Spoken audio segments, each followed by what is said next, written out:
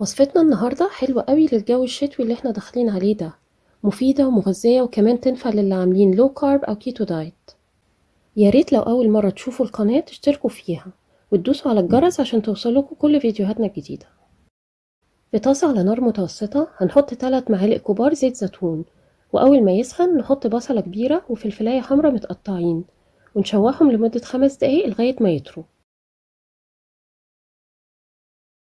وبعدين نضيف معلقة صغيرة توم مفروم، وأول ما ريحة التوم تطلع نقلبهم مع بعض كويس.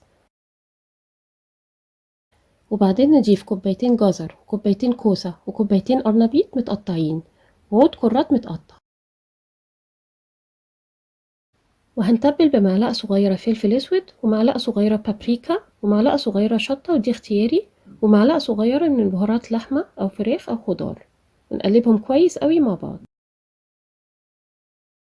وبعدين نضيف 5 كوبايات مرقة وورقتين لورا ونقلبهم مع بعض تقليبة خفيفة، ونغطي ونسيبها تستوي على نار ما بين المتوسطة والهادية لمدة 20 ل25 دقيقة. وبس خلاص، شوربة غنية قوي ومليانة عناصر غذائية. يا ريت لو جربتوها تقولولي رأيكم في الكومنتس،